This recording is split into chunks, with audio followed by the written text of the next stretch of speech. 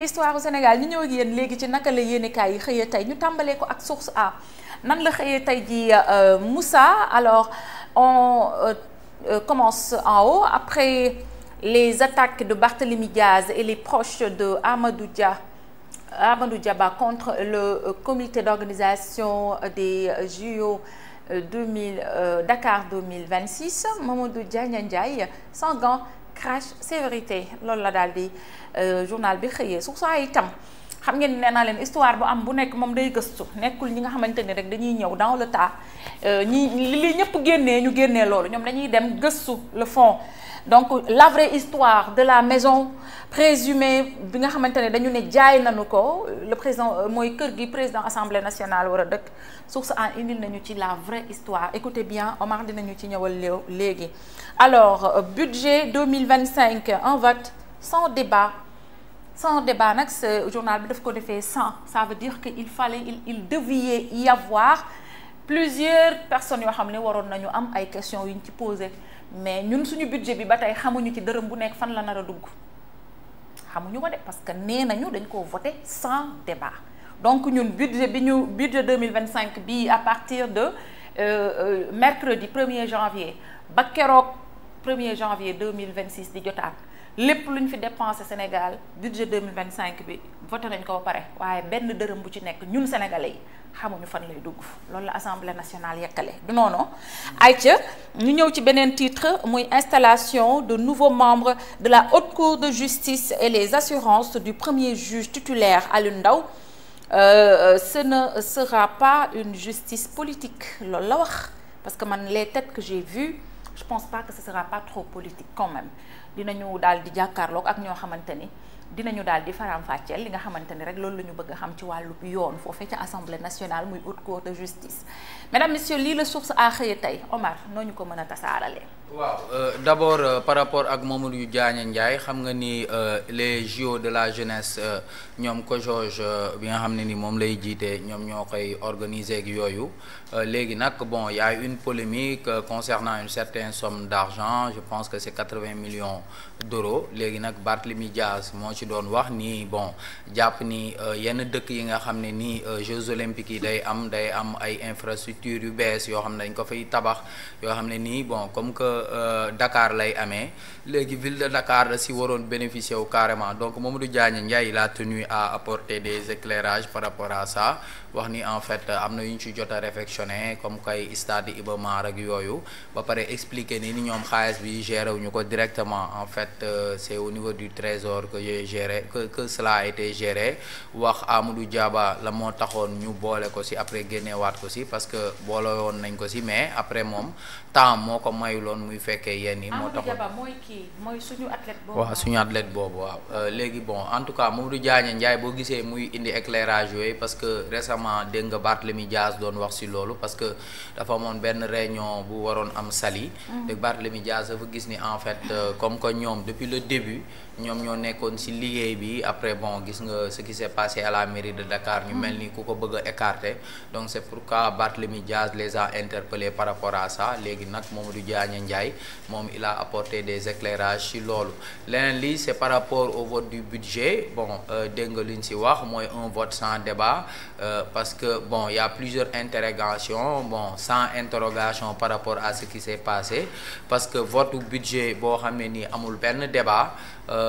dégg nga Abdou Mbow lu mu ci wax ne Sénégal ba mu moomee boppam ba léegi en 1960 c'est la première fois qu'une loi de finances initiale ñu koy voter sans débat léegi nag moom Abdou Mbow amoon na yoo xam ne nii bëggoon na ko laajte waaye ki nga xam ne nii moom mooy président assemblée nationale El Malick Ndiaye da ko mujj dànkaafu ne ko vote budget sans débat bi loolu dañ ko yëgale yàgg na te bu fekkee yëgle nañ ko lenn rek moom moo mën a am mooy mu am dépôt d'une motion de censure te comme que y a pas eu le dépôt d'une motion de censure kon fii débat mënu fee am donc loolu la ko El Malick Ndiaye tontu te effectivement xam nga ñoom ils ont invoqué l'article 86 alinéa 6 de la constitution mi nga xam ne nii moom moo tënku loolu vote sans débat boobu dañ ne bu fekkee ni en fait gouvernement bi dafa bëgg vote sans débat moom day def motion de confiance boo xam ne nii en fait il permet aux députés de faire une motion de censure mais députés yi ñoom tamit xam nañ ni buñ defoon motion de censure boobu du jàll parce que ñi nga xam ne nii ñoom ñooy waa Pastef ñoom ñoo majoritaire à l'Assemblée nationale donc problème bi loolu la mu doon loo xam ne nii ki nga xam ne nii moom mooy Abdou Mbow ak ñeneen ñaawlu nañ ko ñoom dañ gis ni en fait Ousmane Sonko il est habitué des faits c'est toujours quelqu'un koo xam ne il fuit les débats l'autre chose c'est par rapport à l'installation des magistrats de la haute cour de justice kiñ ci gën a ràññee moo ngi nii moom mooy Aliou Ndao doonoon l'ancien procureur spécial de la cour de répression de l'enrichissement illicite dégg nga ay assurance yu mu ci def ne dès lors que commission bi installé nañ ko les anciens ministres les anciens présidents les anciens premiers ministres sont redevables devant la haute cour de justice maanaam anciens ministres yi anciens présidents yi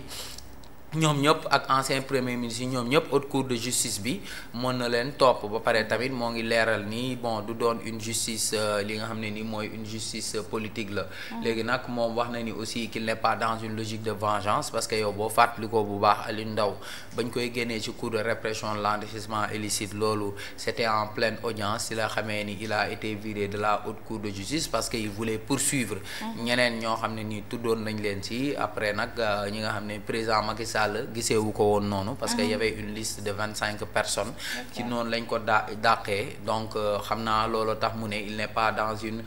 logique de vengeance ki nga xam ne nii moom mooy Aliou Ndao léegi nag explique ni cour boobu ki koy présider mooy le premier président de la cour suprême assisté du président suppléant ak ñi nga xam ne nii ñooy le président de la chambre pénale de la cour suprême xam nga léegi nag ne le ministère public est représenté par le procureur général le procureur général mooy kiy jiite parquet bi au niveau de la cour suprême ak le premier avocat général comme suppléant donc comme ni nga ko doon waxee sànq yaa ngi laaj affaire de 1000 milliards yi ñii nag loolu moom mooy seen liggéey parce que pour poursuivre ñi nga xam ne ni ay ministre la ñu yor yenn ndomba tànk yi mënuñu ko def devant les tribunaux d'ordre commun léegi nag ñii ñoo leen mën a topp leneen li nag aussi c'est par rapport ak l'histoire de la maison de fonction du président de l'Assemblée nationale xam nga ni ki nga xam ne nii moom mooy premier Ousmane Sonko dafa taxaw ne El Malick mi nga xam ne nii moom la ñu fal mu doon président Assemblée nationale actuellement amul fi nga xam ne nii lay nekk parce que maison de fonction bi nga xam ne nii dafa waroon nekk maison boobu jaay nañ ko donc on a mené nos investigations pour savoir effectivement lan moo xew léegi nag bon quand on a remonté le temps on s'est rendu compte que en fait état du Sénégal kër googu état du Sénégal à un moment donné xam nga dañ bëggoon tabax un lycée à Yoff donc amuñu woon site buñ ko defaree donc ils ont sollicité ku moomoon lycée de Yoff fu mu nekk en fait c'était Tahirou Sarr moom moo ko moomoon léegi Tahirou Sarr état du Sénégal jox ko maison de fonction bële moom mu jox leen kër googu nga xam ne nii ça fait entre 7000 mètres carrés et 9000 mètres carrés ñuy jox ko benn kër boo xam ne ça fait 4000 mètres carrés Tahirou Sarr sax dañ ko ci waroon tegal xaalis plus de 300 millions et xam naa Ousmane Sonko moo taxaw ne moo tax mu ne kër gi jaay nañ ko 300 millions alors que du jaay mais benn échange la boo xam ne nii dafa am entre Tahirou Sarr ak état du Sénégal donc Tahirou Sarr nag moom nan la def ba jot ci terrain boobu terrain bi ku ko moomoon il s'appelle Cheikh Fall c'est le premier DG de Air Afrique léegi Cheikh Fall moom moomoon kër gi maison de fonction la woon quoi maanaam maison de fonction la woon comme maison de fonction président assemblée nationale maanaam genre kër yooyu nga xam ne nii rek këru borom nombal tànk yi léegi Cheikh Fall quand il est décédé en 2006 ses héritiers ñoom ñoo mujj jël kër gi léegi ce sont les héritiers de Cheikh Fall qui ont vendu la villa à Tahirou Sarr léegi Tahirou Sarr nag à un moment donné état du Sénégal ba mu soxla waa maanaam ériger le lycée au niveau de Yoff léegi ci la état du Sénégal approché wu au niveau de Tahirou Sarr léegi Tahirou Sarr jël terrain boobu jox leen ko état du Sénégal jox ko terrain bi nga xam ne nii moom moo nekk maison de fonction président assemblée nationale. Donc ce sont entre autres les sujets yi nga xam ne ni on les a abordés à la une de Source A. donc je pense que moom daal dëgg gi daal lii la kon moom la mu wax ci njaay ma dara du ci dëgg. non du jaay amu si quoi kii échange la quoi xam nga loolu état yàgg na ko def parce que am na ku may expliquer ne ma Omar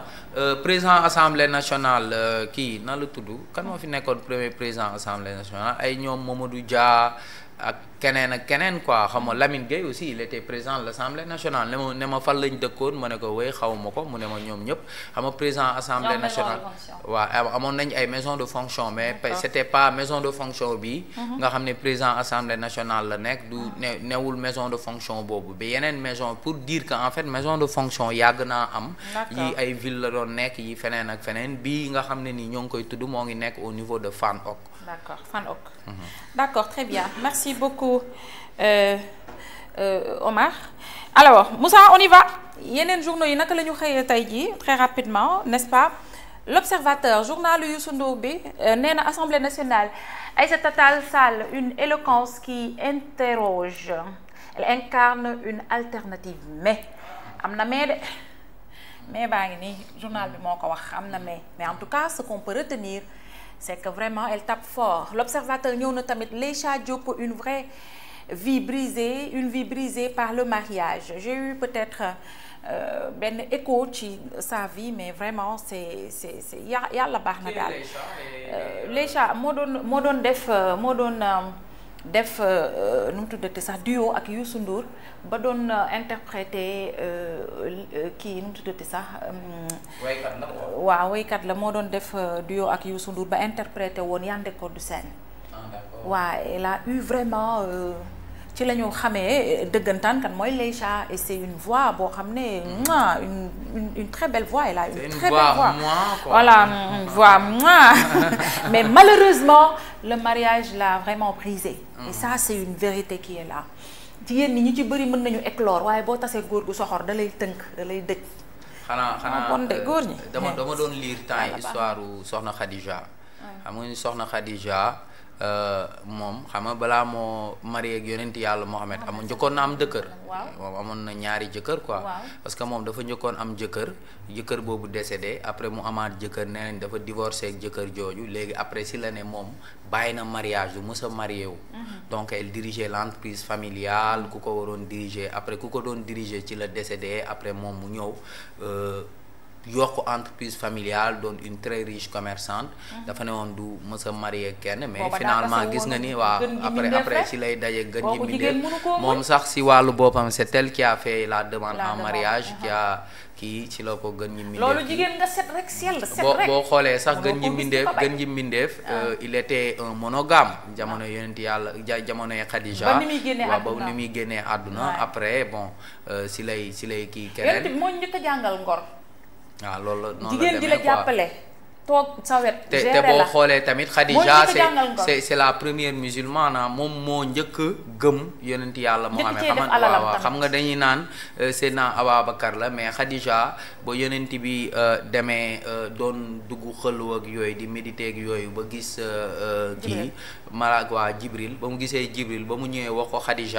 Khadija dafa amoon benn cousin boo xam ne nii en fait chrétien la ci la demee si moom laaj ko ci la ko ne en fait moom day yaakaar ni kuy feeñu yonent yàlla Mohamed malaaka Jibril la quoi donc Khadija la première musulmane de l'histoire voilà ba pare moo ci njëkk a def alalam bon damay ne sax le premier musulman de l'histoire nee nañu alalam yépp ci yoon bi la ko def ci yoon bi la ko kooku dégg naa Seydina c'est pour dire que rek maanaam daan sax fiirante ak moom ndeysaan ba yonent bi di ko ci mere waaw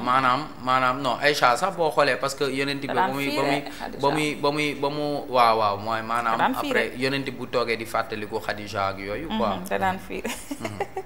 waaw mi ngi noonu loolu jigéen ñi ñun la ñoo mel noonu donc pour dire que l'islam nu mu fonkee jigéen quoi ak fu ko teg jox ko léegi nag yéen teg ko si kaw a kaw xam nga ni ngeen ñuy def yàlla nañu yàlla àtte ak yéen yàlla baax na de ankay Moussa yàlla nañu yàlla àtte ak yéen haute cour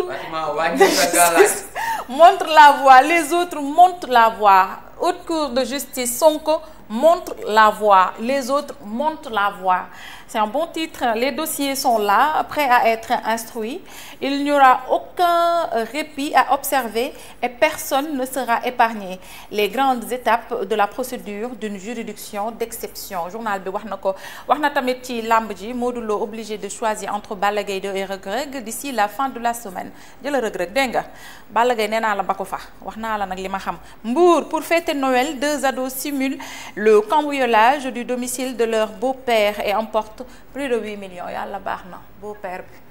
bi 8 millions noo koy dencee ci kër. Ñu demaat ci beneen yéenekaay nu mu xëyee Le Soleil, journal national, nee na réinstauration de la taxation sur les appels entrants, enjeux et faisabilité d'une politique fiscale. Journal bi itam nee na Jeux olympiques yi tuuti rek sama tuuti grain de sel xamul tax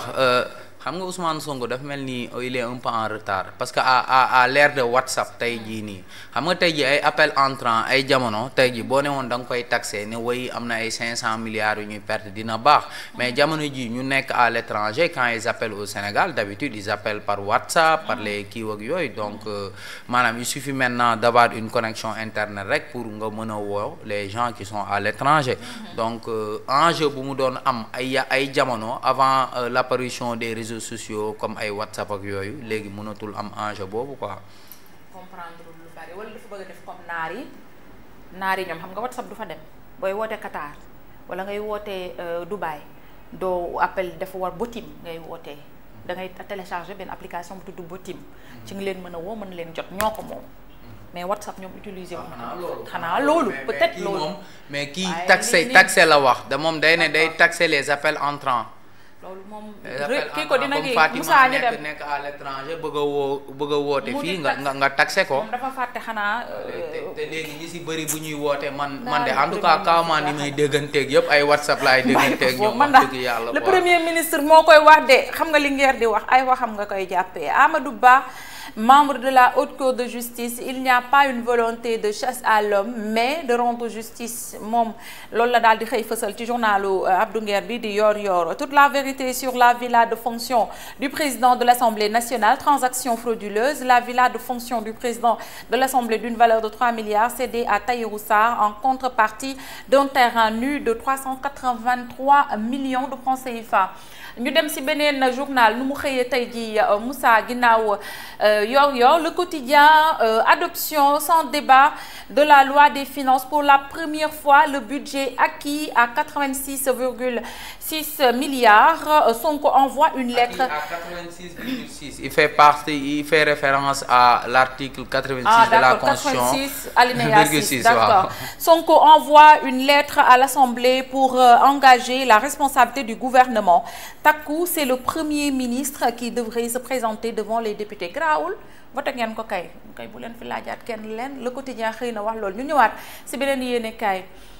nu mu xëyee tey jii Tribune journalu Bougane bi nee na abrogation de la loi d'amnistie, quel sort pour les pilleurs, vandales, agresseurs, etc.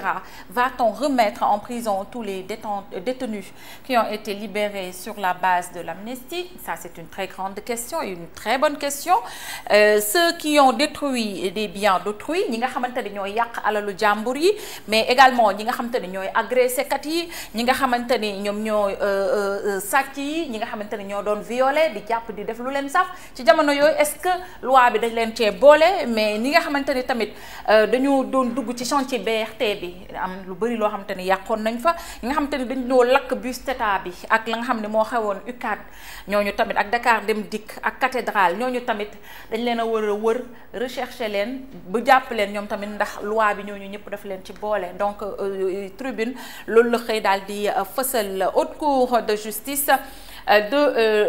nee na la liste des députés élus di ngeen ko fekk ci journal bi page 5 ñu ñëwaat ci beneen yéenekaay démb dañ doon màggal Serigne Saliou xaw ma bërki démb yàlla na ko yàlla gën a yokk ay leeram te taas ñu ci barkeem borom jurul borom jàppandal moom mi nga xamante ni mooy caatu borom Touba moom la ñuy wax naan Serigne Touba sur terre jamono jooju namuñu woon Ahmadou ndax Serigne Saliou mu ngi fi woon borom xel kom donc yàlla nañu yàlla taas ci barkeem alors ñu ñëw ci le mandat Aliou Sow moom xëy na wax ni révision de la loi portant amnistie un couteau à double tranchant nee na paaka ñaari boor la moom li nga xamante ni mooy loi d'amnistie bi vote sans débat de la loi de finances initiale comme une lettre à la poste dañu ñëw rek trakin tak mu jàll moom premier ministre sax ñëwu fa yàlla baax na ñu demaat ci beneen yéenekaay nu mu xëyee tey jii Moussa Libération moom libéré na l'information sur les affaires des caméras incrustées dans les chambres et appartements meublés. Tout sur une affaire d'espionnage sexuel en masse. La plainte de AKL, une connaissance du mis en cause qui a tout déclenché, des caméras espionnes cachées dans un répétiteur Wi-Fi en cause, près de 211 vidéos découvertes. Les derniers aveux de SS Diop. yàlla nañ leen tëj ba dem ca caabi ja bañ leen a bàyyi détournement des SMS de réinitialisation la Sonatel ciblée par les fraudeurs de personnes déjà arrêtées ñi ñu war a arrêté nag dëggantaan Omar mooy ñi nga xamante ni dañuy jaay numéro extrait jàmbur yi loolu war nañ ci def taxaw seetlu xam nga Tahirou Sarr ci jamono yi rek la may neex parce que je suis désolée de le dire mais loolu moo am ndax dama ci am cas xale bi def na lijjanti na ay këyitam déjà pour mu am nationalité rek c'est tout un problème parce que ñaari sant waajuram léegi bi mu demee ba am nationalité deful lu dul déposer dem ñu ni ko sa numéro bi am na keneen kuñ ko jox mais non c'est nous sommes dans quel pays quand même nee naa la man gars yi dañuy jël suñu numéro doom yi nga xam ne fii la ñu juddoo seeni ndey ak seeni baay juddoo fii mais non di ko jaay étranger yi au fait et je vais aller jusqu'au bout de cette histoire là man xam naa sa benn copain boo xam ne Suisse la nekkoon mais il a été obligé mu ñëwaat Sénégal non mais war a defaat jugement parce que dafa dem foofu marié xam nga tubaab boo marié doomu tubaab après dañuy toog lijjanti kayit yeeg yooyu ba les gens quand ils ont vérifié moo tax ma ne la gis nga Tahirou Sarr bu liggéeyee bu dellul ginnaaw quoi bu dellul ginnaaw si fu mu teg tànkam d'ici quelque temps Tahirou Sarr dina am doole bu baax ci réew mi parce que dafa am alternative quoi parce que il pose des débats yoo xam ni sénégalais seen wàllu bopp da leen intéressé non mais très sincèrement je te dis Omar parce que on n'a pas jusqu'à présent quelqu'un koo xam ne ni il protège carrément les sénégalais les intérêts des sénégalais vraiment que autorités yi nga xam ne ñu ngi ñuy seetaan di ñu déglu ñu bàyyi xel ci loolu gars yi nga xam ne ñoo nekk ci mairie yi ñu ngi jël numéro xale yi di ko jaay un garçon qui est né en 2006 et tu viens musta def jugement mu dem di déposer carte d'identité ñu ne ko sa numéro bi doublon la mais ça veut dire quoi te ñu déclaré ko fii une semaine après sa naissance nañ delluwaat ci beneen journal naka la xëyee tey et je vais aller jusqu'au bout Walf Quotidien non man je vais aller jusqu'au bout te dinaa dem secrétaire général mairie bu Thiès incha allah il va me recevoir monsieur Dia on va aller jusqu'au bout te man du defaraat kayit yi rek ñoo ma ñor dañ koy topp ba xool kan la ñu jaay numéro bi voilà donc Walf Quotidien budget 2025 marge de manœuvre étroite prépondérance des dépenses de personnel dans l'enseignement jàngalekat yi ñi ngi yëngu de jàngalekat yi ñu ngi yëngu de ci budget bi. ayca ñu ñëw budget bi li ci bëri ay dépenses la rek joxe comme fay enseignants yi fay ay. demal ci beneen yenn kaay moo yow loolu lañ lay wax rek les échos atlas démographique la structure de la population les nouveaux rapports hommes-femmes Saraya 130 hommes pour 100 femmes ah ouais Wolof et Pulaar comptent plus de locuteurs au Sénégal guinéens gambiens et maliens les étrangers les plus présents yaa ngi dégg ah yàlla baax na villa de fonction du président de l'Assemblée nationale Sonko encore dupé yow ma koy yeggal dama rek yàlla baax c'est que monsieur le ministre del gëstu ba mu leer nga woo ñaari parti yépp gëstu ba mu leer doo ko joxe information xam nga ne li la Abdou Mbow wax devant tous les Sénégalais xam nga ne te ngay suñu premier ministre man naqare na ma ñu dem ci beneen yéenekaay nu mu xëyee tey naar geew ma ko de ayca l'exclusif moo wax déclaration de politique générale vote du budget 2025 installation de la haute cour de justice Amadou Ba Farba Ngom Cheikh Omar Anne le trio de fuyards face à Sonko kii moom il est dans les profondeurs mi ngi nekk ci digg biir réew mi di def campagne kii xamuñu ci lu mu ne kii xamuñu ci lu mu ne lan ngeen doon daw ci Sonko lii day tax rek mu ne da ngeen leen a ragal où sont-ils passés lors de ces grands moments de la vie parlementaire que cache-t-il que craint-il la moquerie du député Amadou Ba numéro 2 de Pastef ñu dem ci beneen yéenekaay nu mu xëyee tey jii jeex na waaw ok ana sama journal sport bi yow